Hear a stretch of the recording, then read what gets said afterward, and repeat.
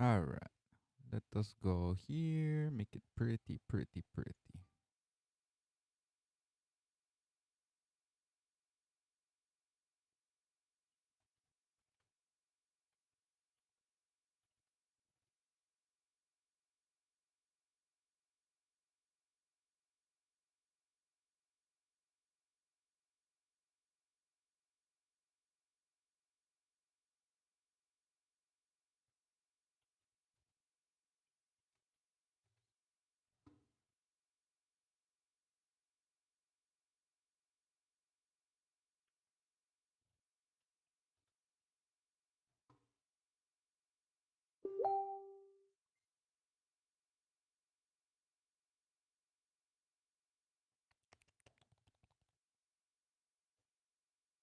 Daniela Lamalata Love. What's up? What's up? What's up? Tidy up. Boom.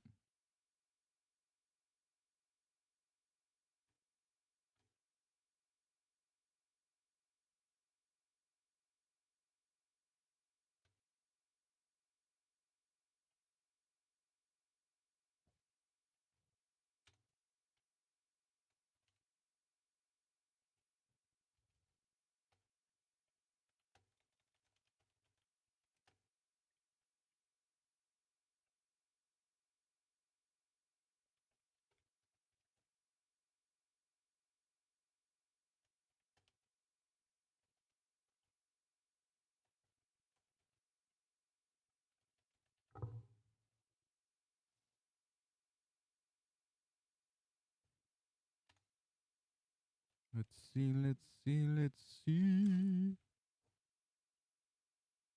Um,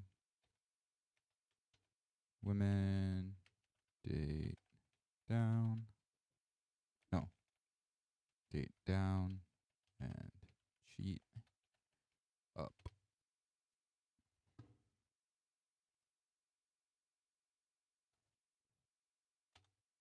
Men seek age.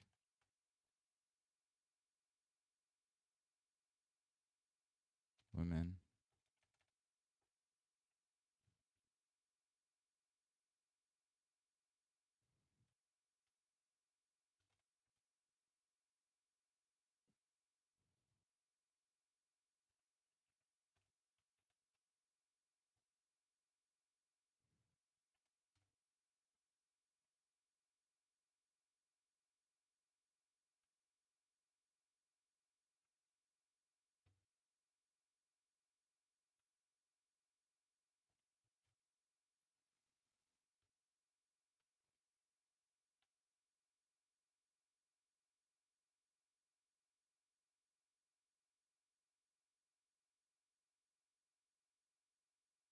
I guess you really only need one for black pill, right?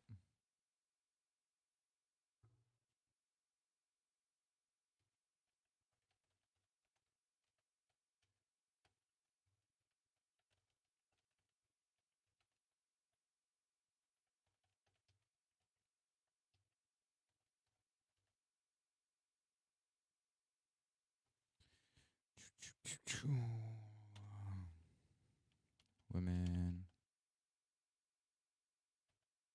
are not property.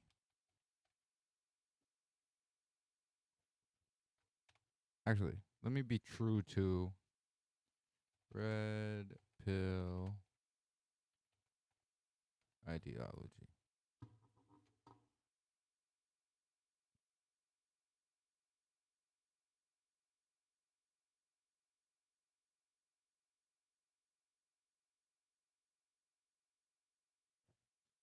Oh my gosh, what was it? It was the incel wiki.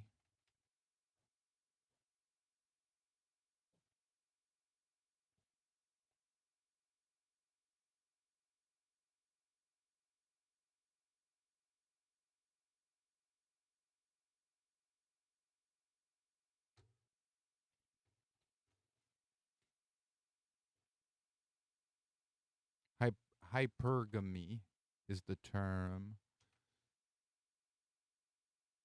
used.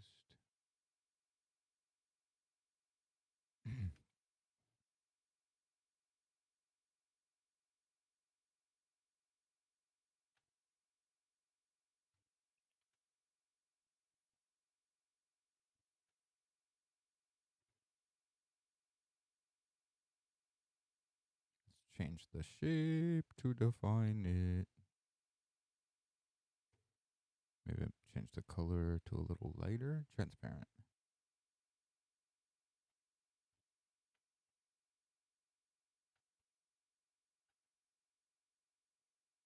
Let us see.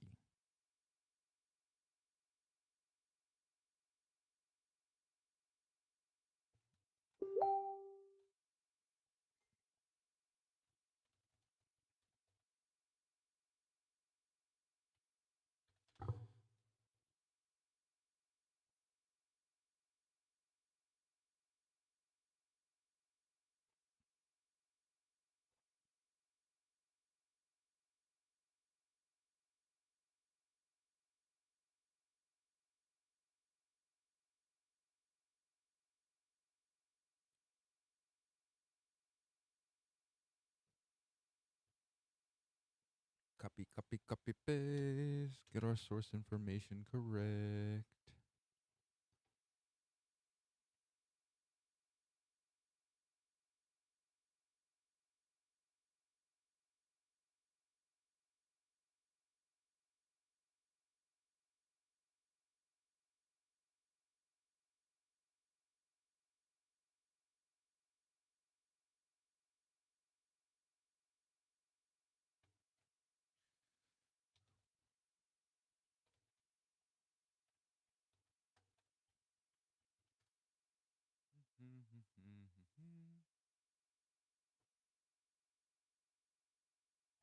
Take the red pill.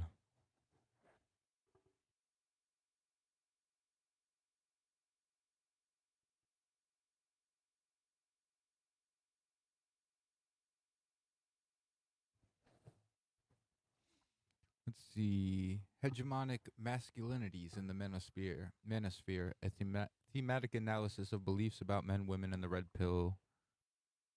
On the red pill and incel. Oh, I like this. Hegemonic and traditional masculinity. Let's define hegemonic. Ruling Dominic, yes. Ruling or dominant in political or social context.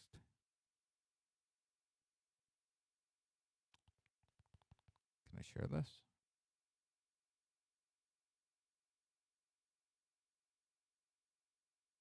Let's copy link. Boom, boom. Paste link.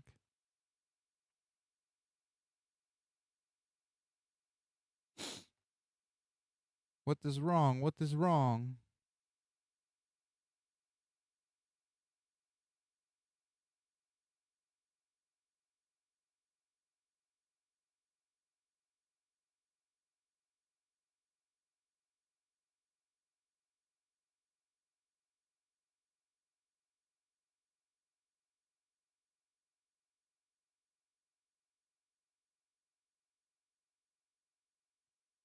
Blue pill, red pill, MSCH. And the whole thesis of this is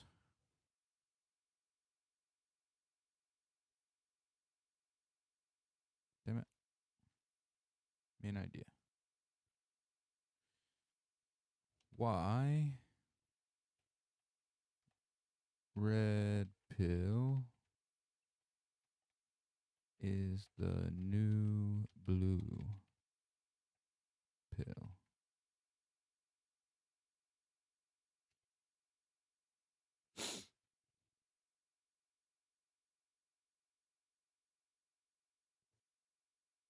They took all the tools. That's theft.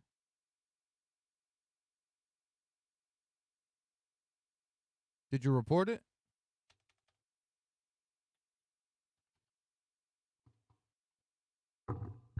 there is action to be taken. That's a serious crime that is actually super investigated. That happens a lot with drug addicts. Drug addicts will take. Now I'm a recovering drug addict. I mean, people in active addiction. People in active addiction will take like tools because they could sell them really well on, um, what's it called? On like Craigslist and like Facebook. I mean, I would call the police.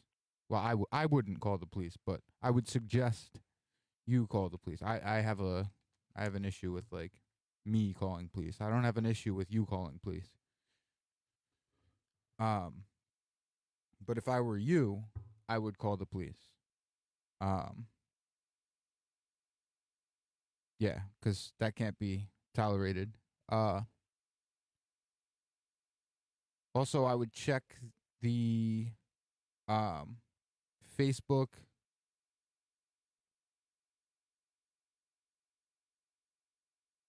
I would check Facebook Marketplace in the areas that they live, and I would also check um Craigslist in the area that they live.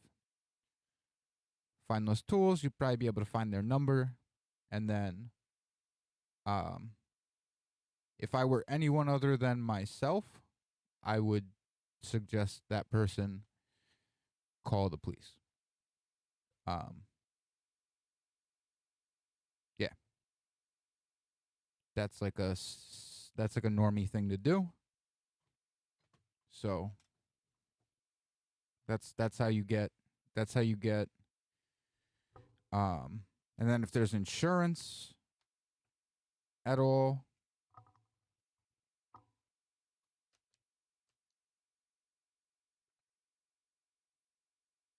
yeah, no, see, I understand that, but like one thing you got to weigh, like, so for me, and I'm probably opening myself up to like being um being targeted, but anybody that sees this that thinks it's a good idea to target me, I don't suggest it. There are other options that I use other than calling police. Um, but for most people, the thing to do is to call the police because they have avenues. Um, they have avenues that you can go about if you have like insurance on the house that covers theft, or if you have like renter's insurance or something like that. There's a bunch of options, um, but they all require a. Also, it's super possible that like they end up um, being just forced to bring them back.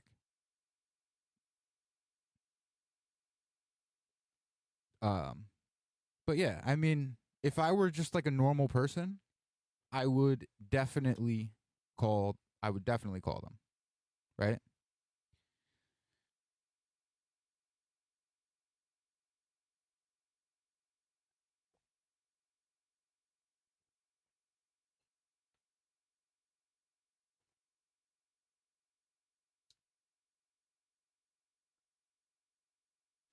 And let me tell you something. I've been to prison twice, and both of them were great growing moments for me. So like I'm not a firm believer in like other than like some of the racial tensions behind it. I'm not a believer that like there is no um rehabilitation in the prison system. Like there definitely is, and it's up to the prisoners to choose that. There are a lot of huge mistakes within that, like a huge issues that need to be like aired out and fixed. But I would almost argue that um a lot of them are race related. So, and not like getting help related.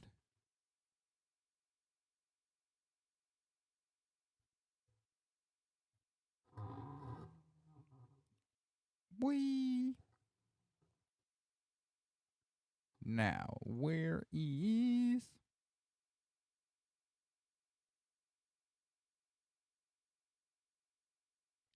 Hegemonic and traditional masculinity. Da da da da da da. Manosphere is a collection of digital spaces where hegemonic and traditional masculinity are articulated bluntly and without artifice. Artifice.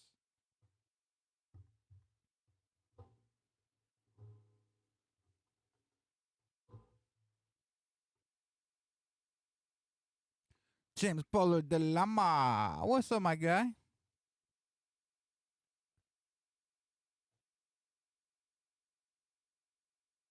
Yeah, I mean, Danielle, the only thing that I could say really is um there's a solution there, you know?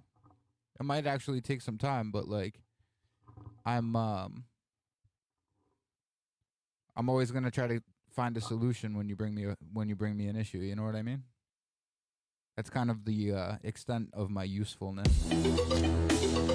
James Pollard with the share to the cool cats. Thank you, my guy.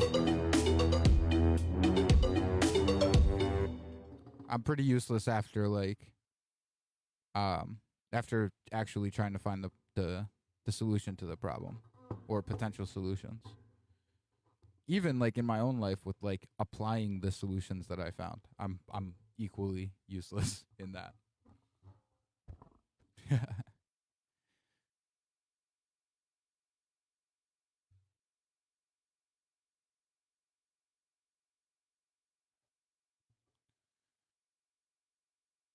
Boom, boom, boom, boom, boom, boom, boom. I got to stick with me for a sec. I got to find out this age. 890 days. Mr. James Pollard, my guy. Old man, old man. James Pollard, who's your favorite red pillar? Everybody's got a favorite red pillar. Also, Danielle, who's your favorite red pillar?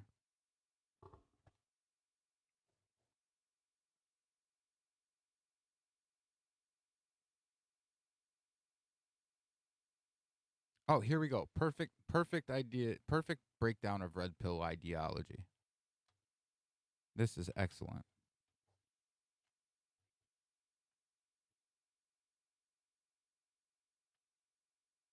Evo psych. That's the other term.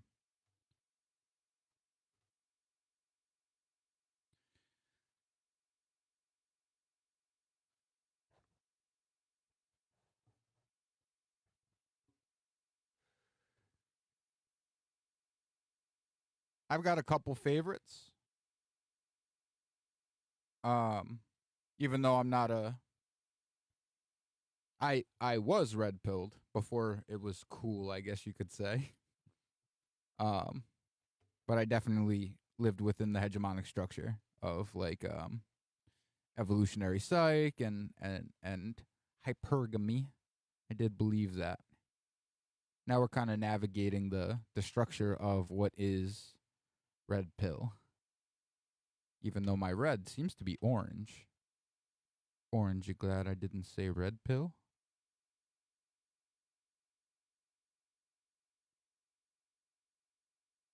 There we go. That's more of a red pill. I started playing Fortnite mid-season 1. Oh, holy crap. You're older than me on the Fortnite spectrum. Now I haven't played in a few months. Well, let me tell you, my guy, it is amazing. I've never seen a season that kept me like you know how usually I'll go through and you probably experienced the same thing. Like usually I'll go through usually usually I'll go through like a discovery period um in Fortnite when the season comes out. And then like I learn it and then it becomes super repetitive and like nothing's new to me. And like this season it's probably because I play a lot less now. But I find this season there are so many every time I open the game I learn something new about the season. Which I guess it's also because I used to do like obsessive research on the game itself to try to make content based on the game. But then I never did anything with that. So like now I'm taking I'm playing the game still, but I'm taking the research aspect and like applying it to things that could actually help people. Not that Fortnite can't help people. Fortnite helps a lot of people. Get them dubs.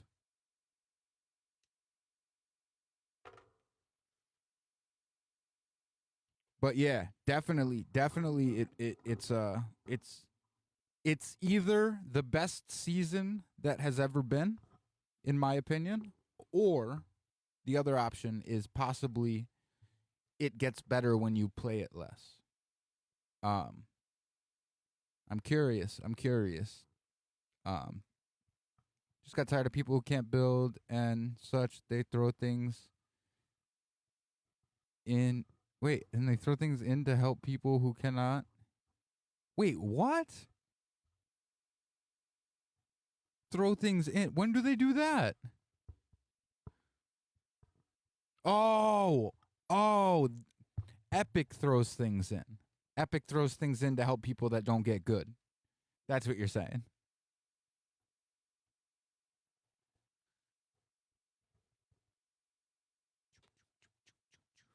Okay, so we have Red Pill, we have the Hypergamy, we have Hegemonic. Where's the Hegemonic? Red Pill is the new blue. So the whole point of this video that I want to make is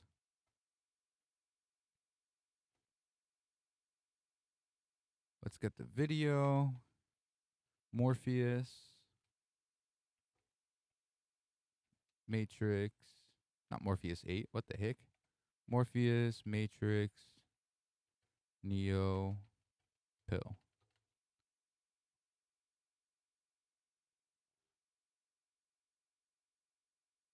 Let's throw that in there. Boom, boom, boom. When Neo meets Morpheus in person, Morpheus gives him a choice of two pills: red pill to learn the real truth, and the blue pill to forget he ever met Morpheus and go back to his old life. This is huge right here. Before he knew about him, Neo chose the red pill, and seems to have wild and terrible quote hallucinations. There's a super important word here, right? Actually, I'll say, and this part right here is super important. I'm gonna bold it. Go back to his old life.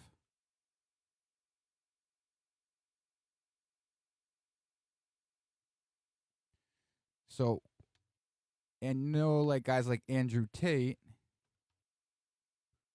will criticize concepts called old think. No, new think.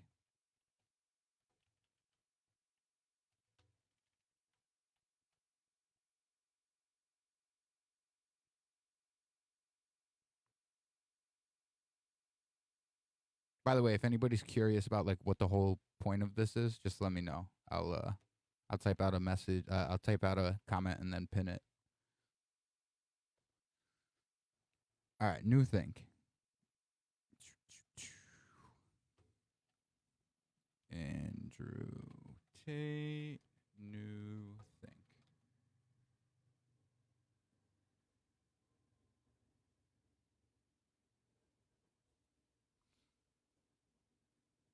Oh shit, they added it. Okay.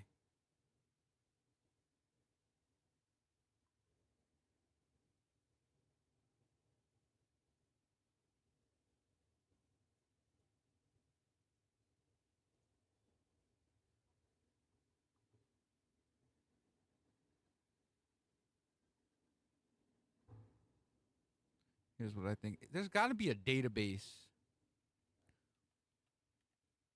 James Pollard, I'm an OG, so they do it all the time. Yes, bring back the old map, the hunting rifle. Oh my god, the original Deagle though. They did bring back the Deagle, but they brought back the shitty one. It can one shot unfinished builds. So they kind of actually buffed it after nerfing it. I think they brought it back and buffed it a little bit because I think you had to two shot even if it was an incomplete build. And the original grenades. Remember, remember when you could have 9 grenades? That was fucking epic.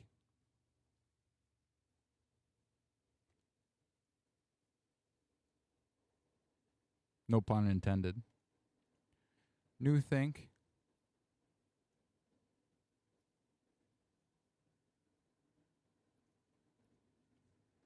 is bashed. So the main premise of this is um red pillars. Red pill examples. We'll do some examples of red pillars. Fresh and fit. By the way, I have no idea which one's fresh and which one's fit. I think the Fed is supposed to be the fit one. But I don't understand how the other guy's fresh because he kind of dresses like a bank robber.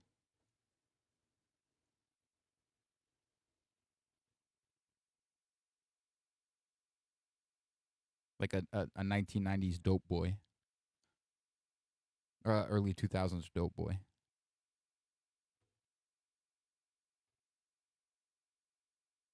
Obviously Andrew Tate.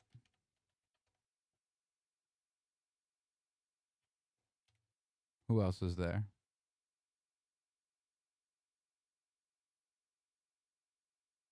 Oh, Jordan Peterson.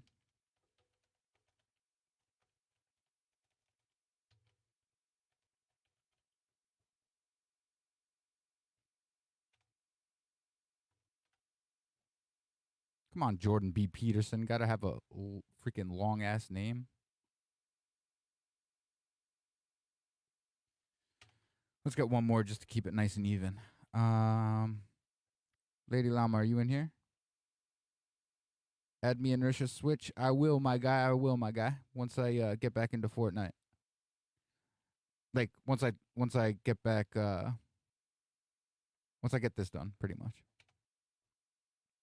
I'm trying to make a YouTube video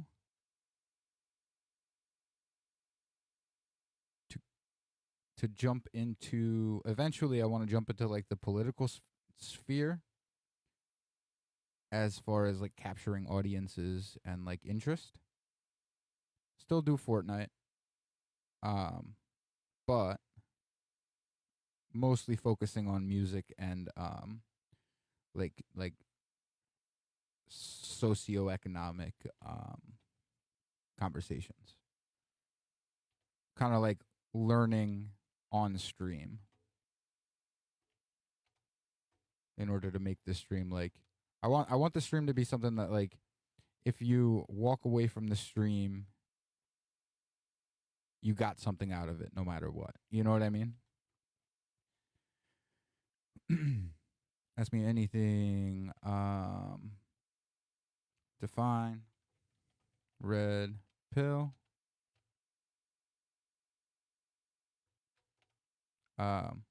What would write an argument for red pill by Jordan Peterson?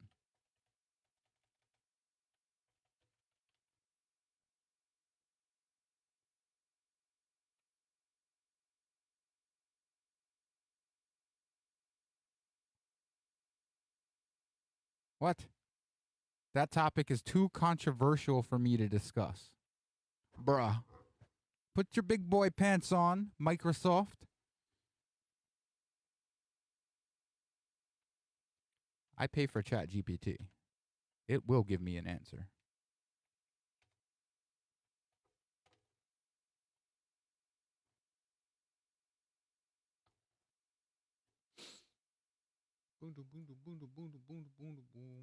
And if ChatGPT doesn't give it to me, GPT-3 will. Let's see.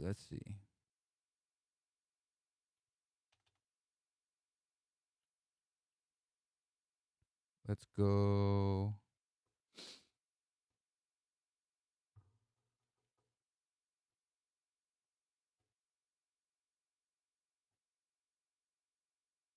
Act as Jordan Peterson.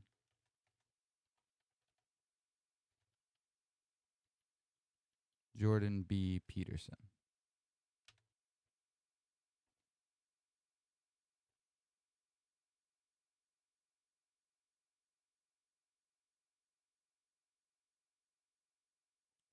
What are the truths of red pill ideology?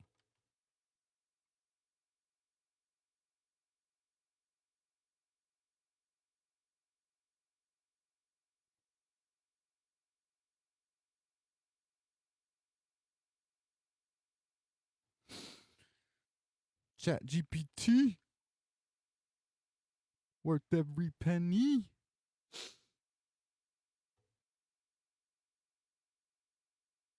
Model, default. Act as a clinical psychologist, I believe in the importance of basing our beliefs on evidence and reason. I am not a proponent of the so-called red pill ideology, which is a complex set of beliefs that vary depending on the individual who holds them. That being said, the term red pill is often used to refer to the belief that there are certain uncomfortable truths about human nature and society that are being suppressed or ignored by mainstream culture. Some people who identify with this perspective believe that men are inherently more dominant and assertive than women, that traditional gender roles are natural and desirable, and that there are fundamental differences between the races that have implications for social and political systems. It's important to note that many of these beliefs are not supported by the scientific evidence and can be harmful when used to justify discrimination or inequality.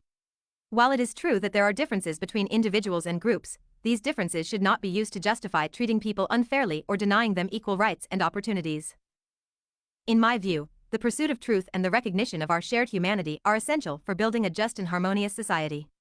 We should strive to understand the complexity of the world we live in and work towards creating a better future for everyone, rather than clinging to simplistic and potentially harmful ideologies. Regenerate response. New chat. Peterson impersonation. Red pill, blue illusion. Respectful political discussions. Socratic question. New chat. Peterson impersonation. Red pill, blue illusion. Respectful political discussions. Socratic questioning, Republican voters. Voters. Damn it, I wasn't paying attention.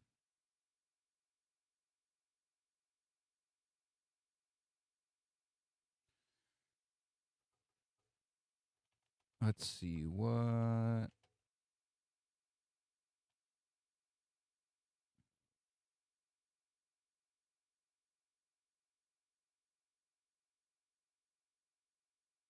Do they say if. What do they support it with if not evidence?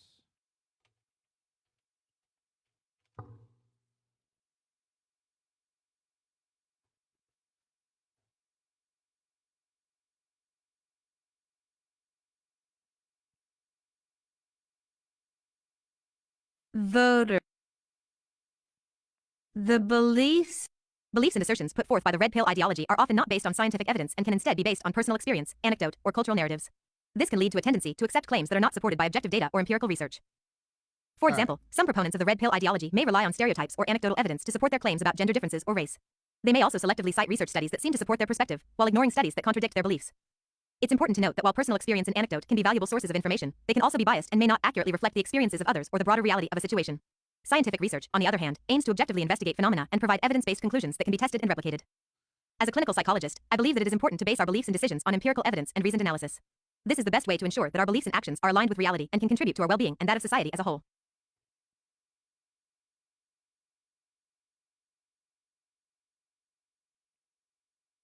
All right. So one thing about this is Jordan B. Peterson would not say this. So that's where you can't really trust ChatGPT off rip.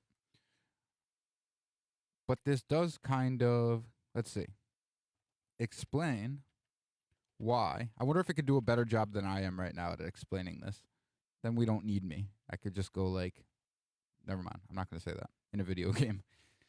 Explain why the so-called red pill is actually just the blue pill refer to terms like new think and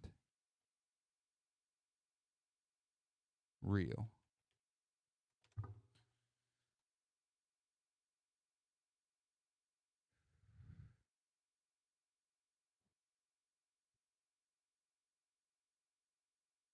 Oh, we could actually get it to read it too. Whole. Stop generating. The terms red pill and blue pill come from the movie The Matrix and are often used to refer to the choice between accepting a comforting illusion, the blue pill, and facing an uncomfortable reality, the red pill. In the context of the red pill ideology, the term is often used to refer to a rejection of what is perceived as mainstream culture and a willingness to confront uncomfortable truths about human nature and society.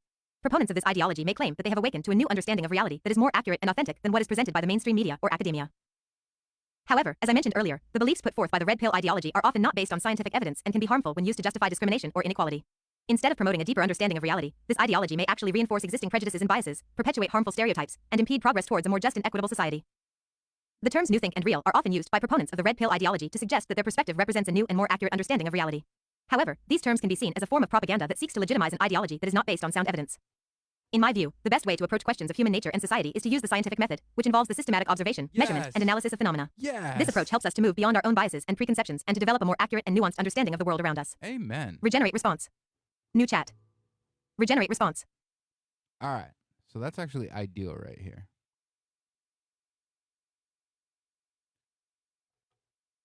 Now, let's see. Andrew Tate.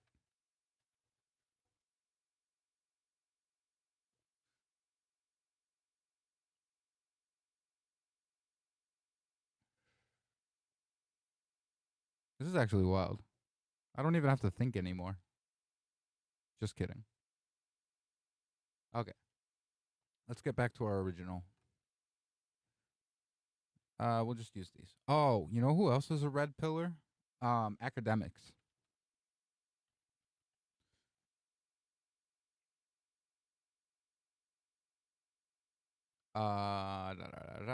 Motivations by the general idea is gender essential. Read it yourself. But evo psych terms, so evolutionary psychology. The attitudes and beliefs are that women are deceptive, promiscuous, and trading sex for power.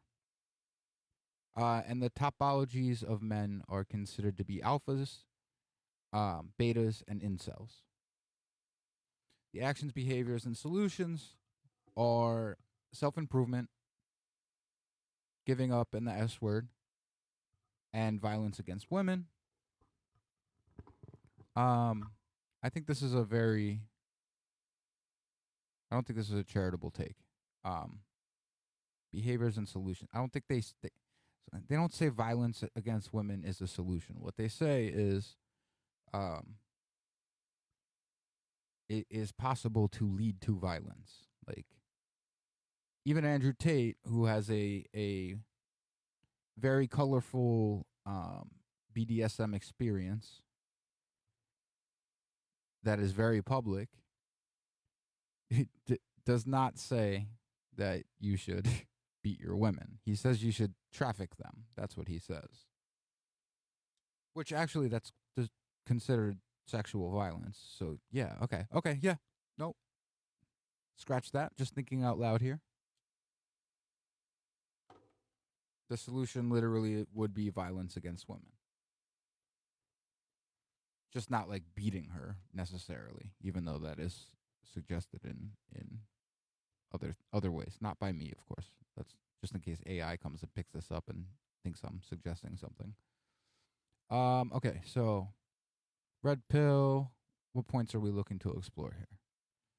Men and women have specific roles set by Jesus or something like that. This comes to, what's the word? Hegemonic masculinity. Gotta cite that source. Hegemonic. Bam.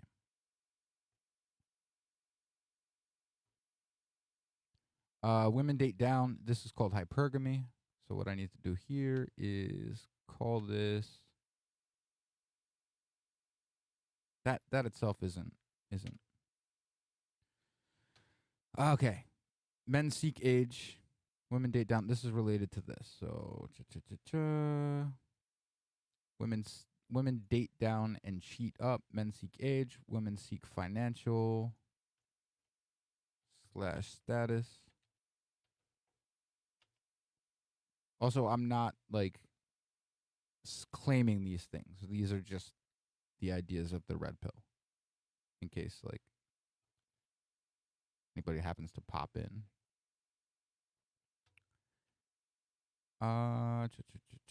Hypergamy.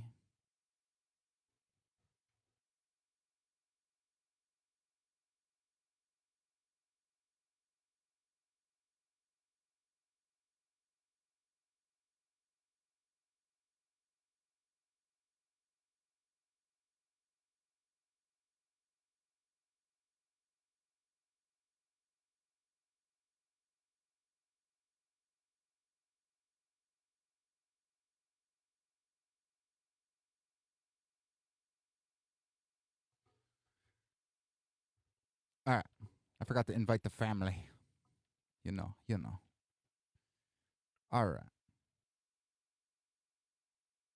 New Think is bashed. These are red pills guys. Blue pill guys would be like Hassan Piker.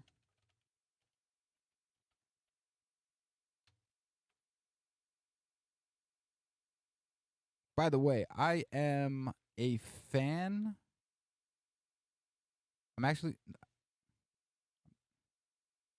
like some of the conversations that happen on Fresh and Fit. I'm a fan of some aspect of each of these guys. And not all of any of them. So like each of them has a piece that actually everybody I'm naming in here has something that I like fundamentally disagree with them on and wouldn't be able to say everything this guy says is gold. Which if you ever find somebody that you say everything this guy says is gold, you're either lying or you're fucking him. That's just how it goes.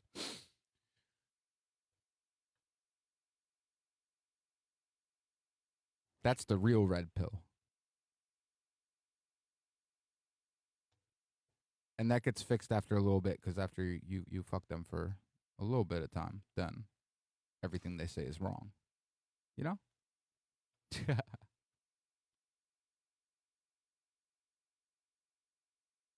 Hassan Piker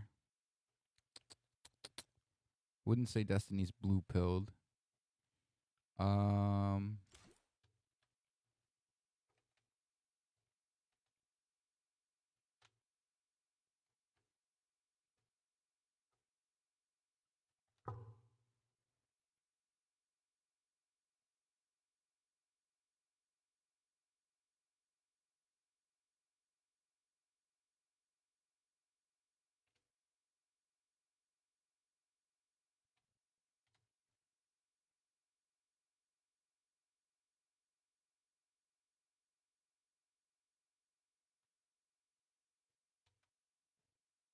All right. I fucking hate Bing. I would get this done so much faster if I didn't just. What is this? This is real Wikipedia. Okay. Let's go. Jorgen. Misandry. Misandry. I never heard of that.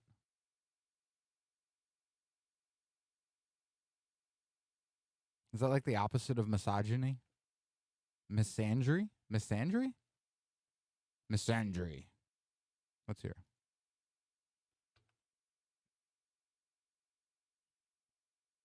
Associated movements. Manosphere overlaps with white supremacist and far right ideologies.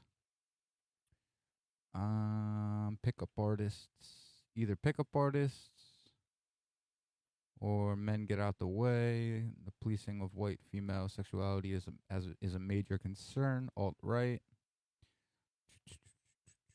Andrew Tate, bro culture, identity politics. Red pill, toxic hegemonic masculinity.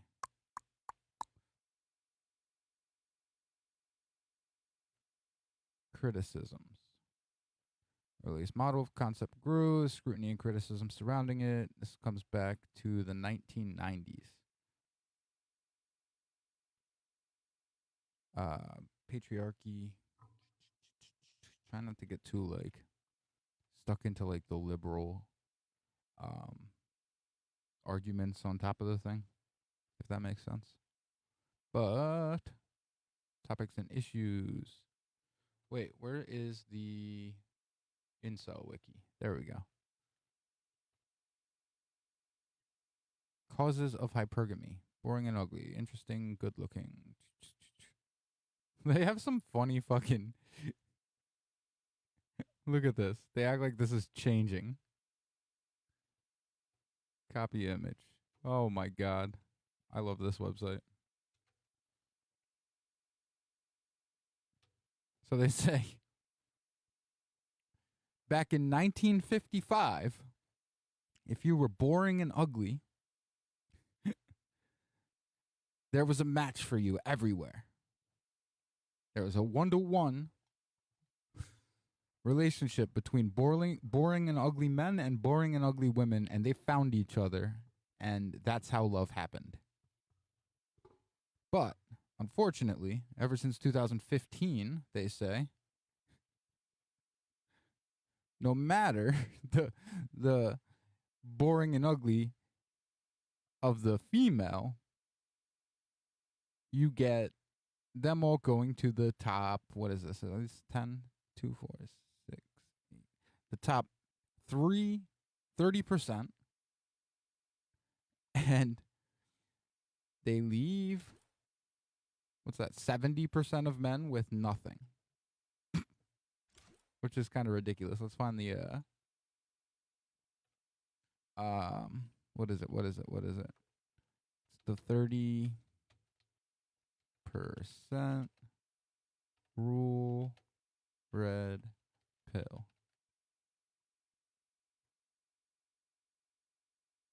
80-20, da-da-da-da-da. Oh, this guy's actually a red pill guy that's running ads on red pill.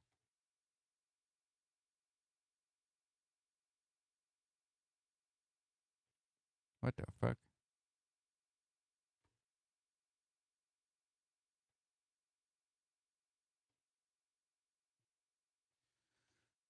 PsychologyToday.com.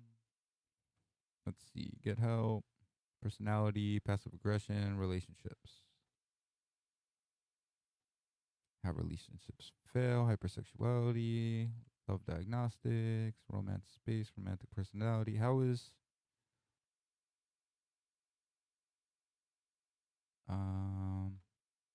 let's try red pill.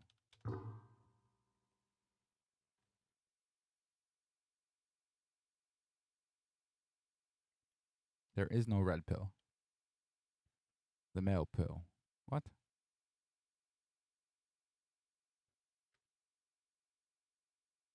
Let's hear this one.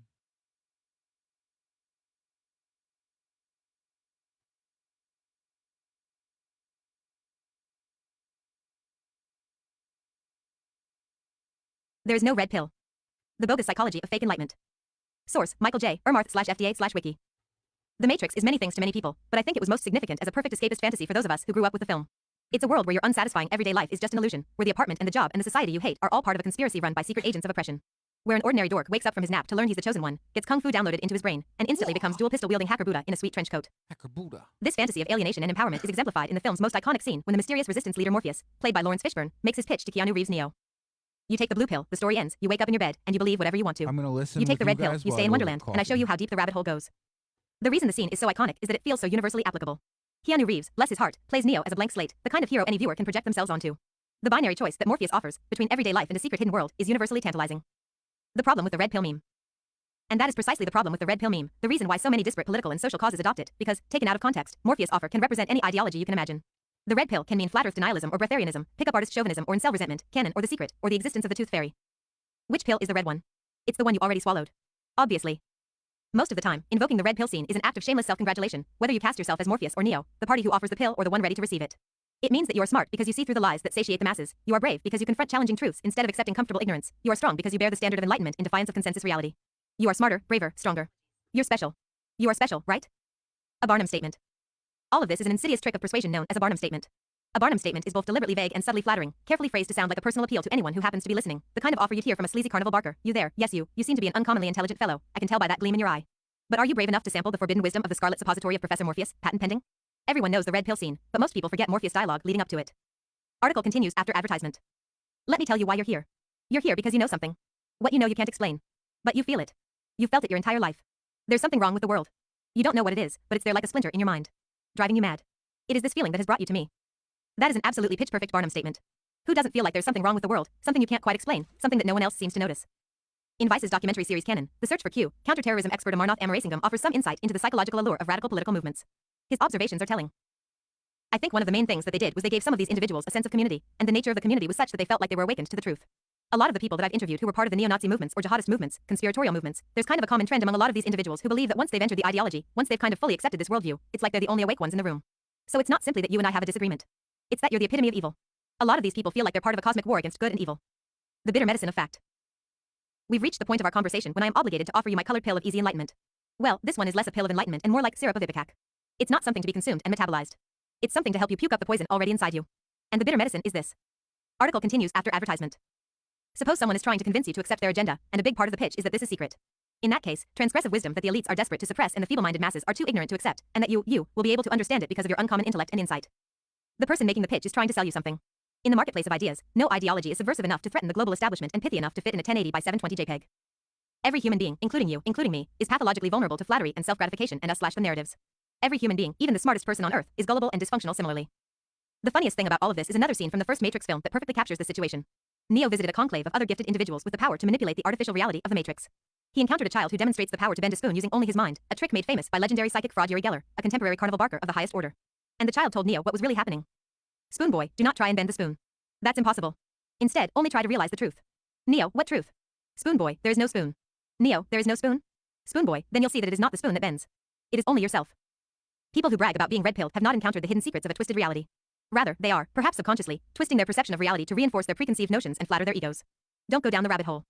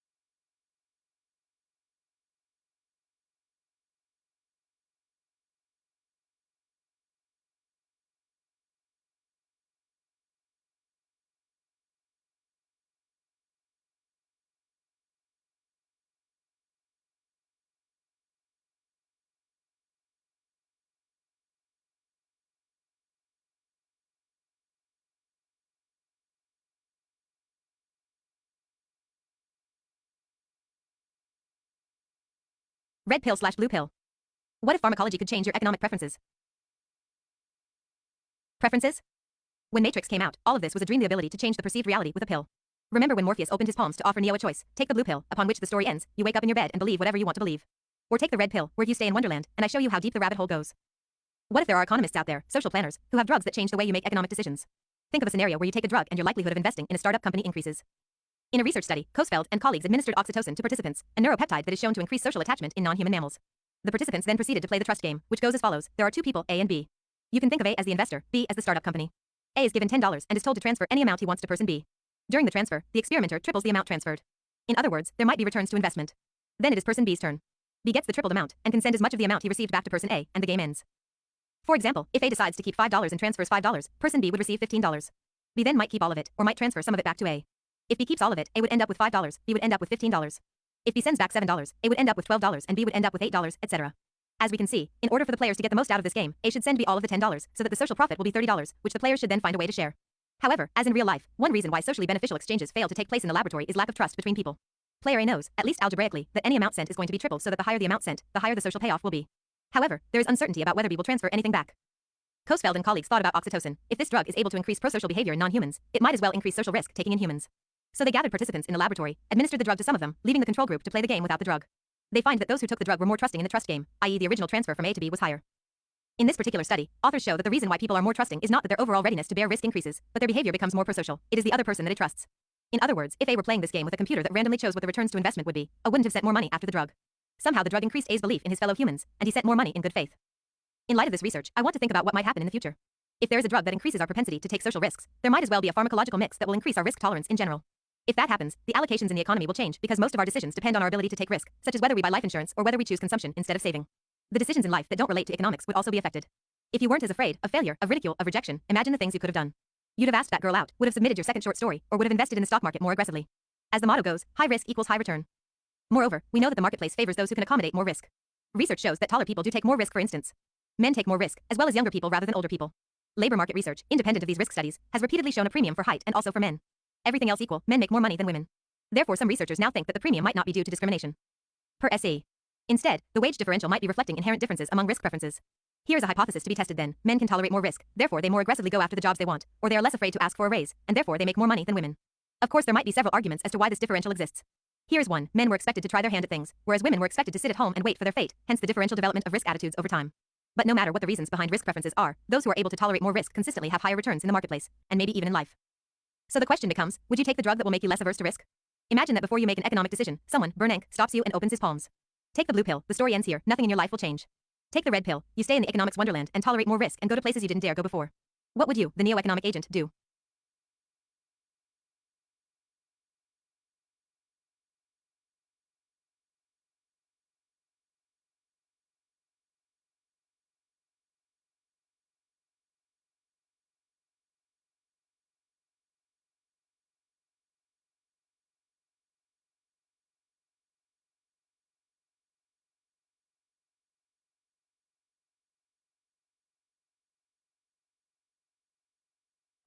There we go. There we go. Shut the box, shut the box, shut the box, shut the box. Where is it? Live overlay. All right, I'm back from my coffee run. What do we have here? Boom, binary choice. Morpheus offers between everyday life and the secret hidden world.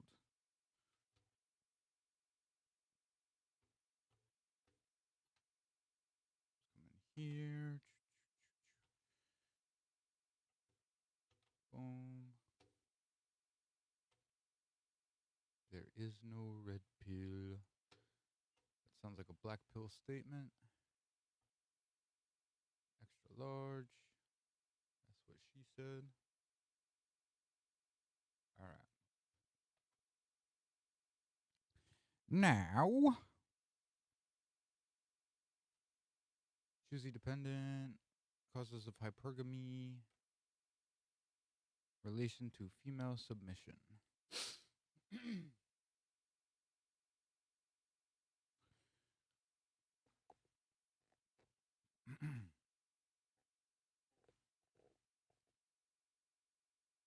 So I'm trying to understand, but not 100% sure if I'm grasping. Let me know. Let me know. What you're missing. I could help fill those in.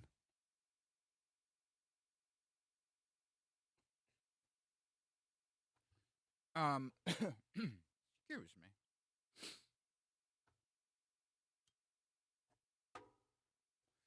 So the red pill is, you probably heard some of these. If you've ever seen Fresh and Fit, Fresh and Fit, Fresh and Frit, Andrew Tate, Jordan Peterson, or DJ Academics. These are red pill guys. Actually, DJ Academics is a music guy. We're gonna keep him out of there. Red pill is, the idea of it is, we have this thing called hypergamy, which is women date down and cheat up, meaning they'll settle for a man that is below their standards, but they'll cheat with a man that is above their standards, or their, what they quote qualify for. In the ultimate relationship between men and women, the idea is very old school, in the sense that it is, men are seeking age, and pretty much creepily, the younger the better, is what they say. And women seek financial and status. And there's a problem with hypergamy over here when it comes to both of these, because if women are seeking financial status, their up is actually opposite of the men's down, because usually a man with financial status, they have more years, right? If it's their money, they have more years. They built something. They have more status. They with the exceptions included, right? These seem to be inversed. It's only about men and women, yes. It's actually red pill ideology is insane, because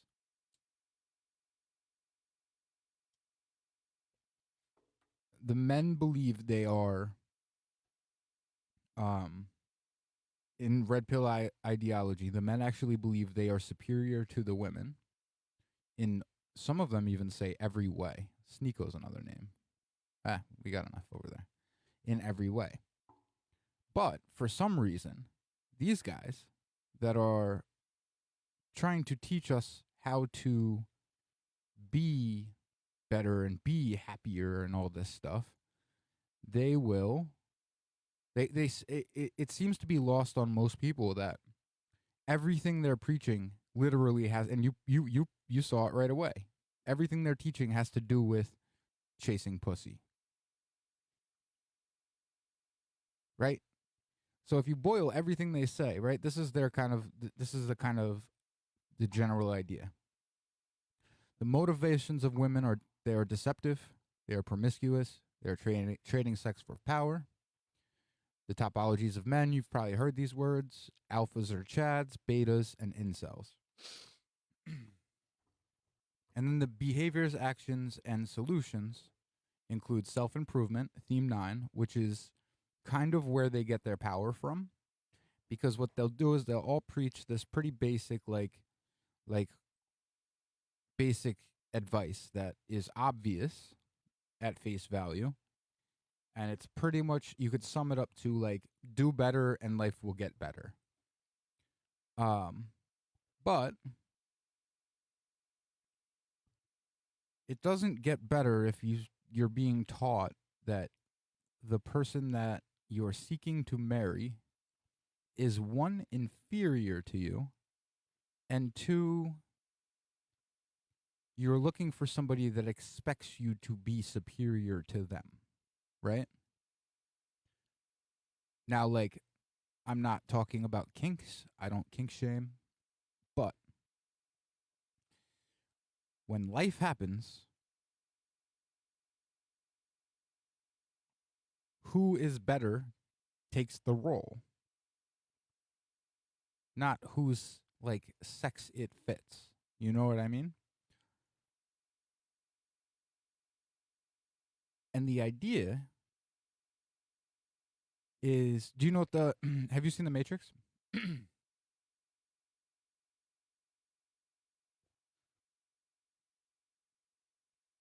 Oh, I'm totally blocking this with the chat.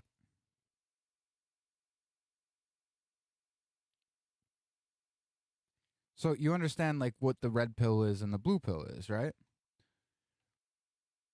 So the red pill is Rebecca. Oh, how did this not? My thing's not updating. But thank you for the like, Rama.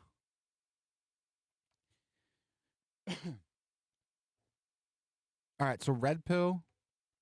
Where is it? Where is it? Where is it?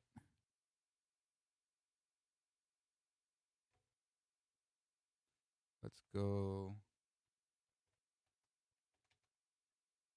I hate Microsoft Bing. This scene right here.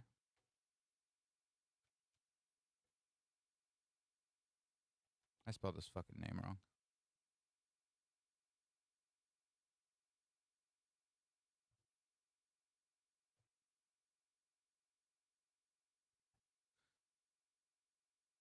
Let's turn this. I'm going to turn the speed up so we don't get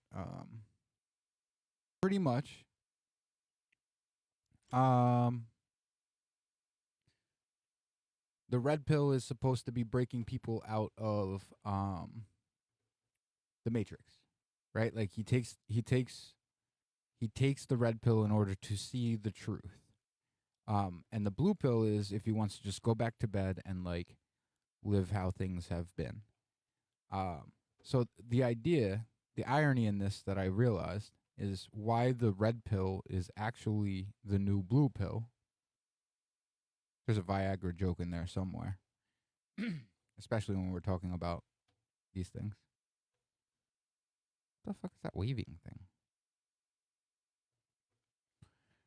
So these are the ideas, right? And specifically, Tate actually says he bashes New Think a lot. So my argument here, and what I'm working to put together here, is a concise map that shows that the red pill is actually just fundamentalist old think. And it's everything that exists in this red pill ideology is, if you believe it, you're actually going back to the old way, right? We're talking women don't belong in the workplace, women don't like the consent is guaranteed or something like that. The idea that consent is guaranteed after marriage, like no, that is abuse.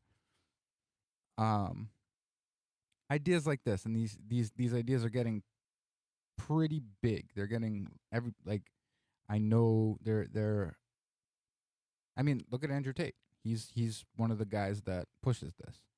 So the idea that they're teaching is, if you want the relationship you're looking for, because what this is targeted for is incels, and an incel is short for involuntary celibate.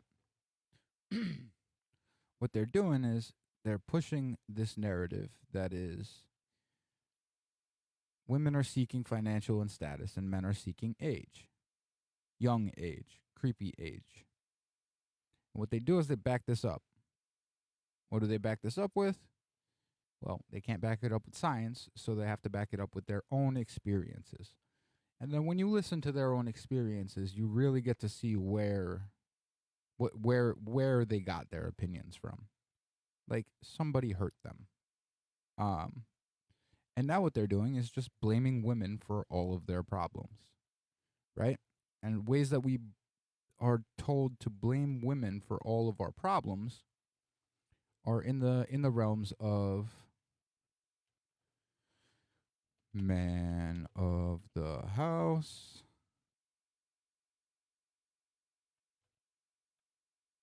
gender roles,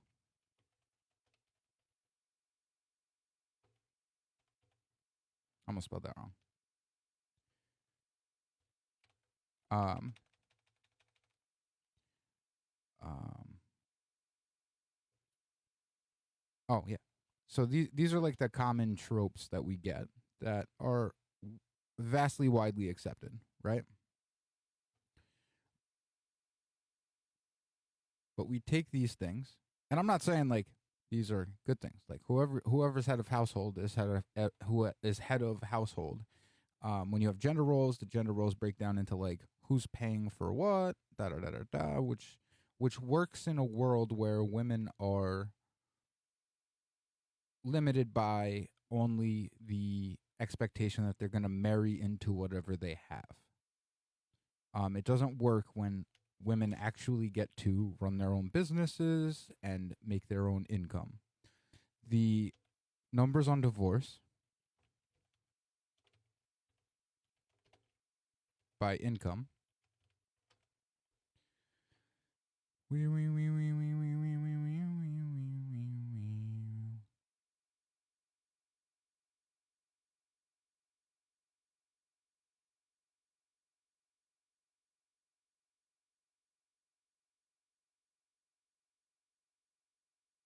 Um, college, educated. I spelled college wrong. How ironic.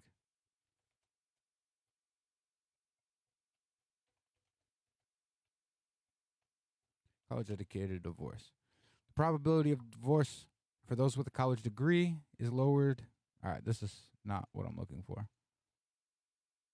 10% less likely. Study differs from Stevenson 2007.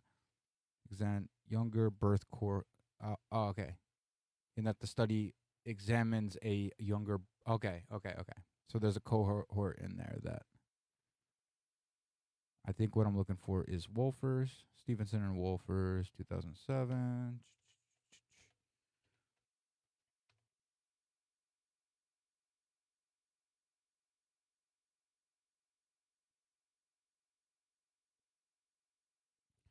I might have to find this later. Let's see if this actually gives me the marriage and divorce, forces published, economic perspectives.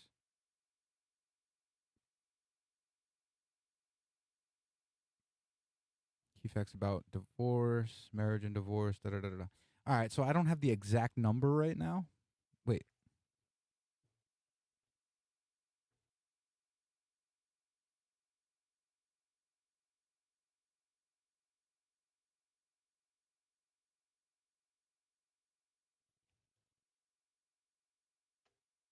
Marriage rate, marriages per 1,000 people. Divorce rate, divorces per 1,000 people. All right, this doesn't tell us what we need to know. It's a time and a college ending in divorce decade.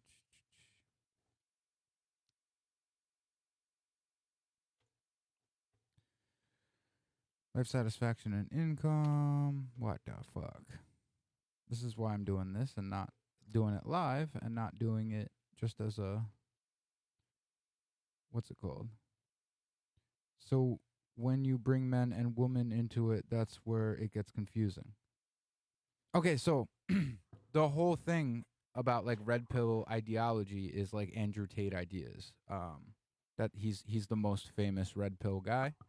And pretty much these things right here.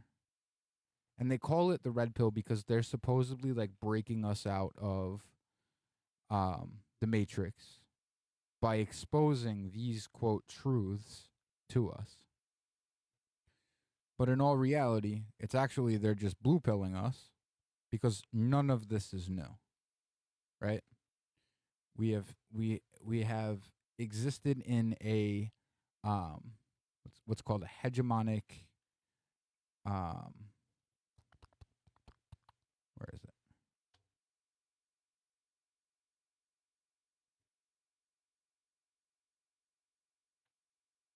Hegemonic.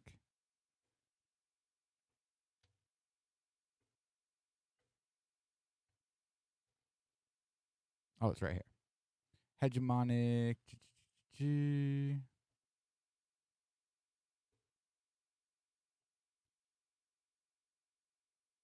Hegemonic. Hegemonic.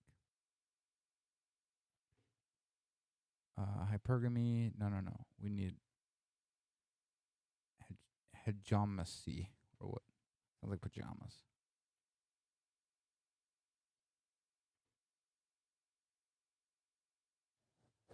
Oh, here we go.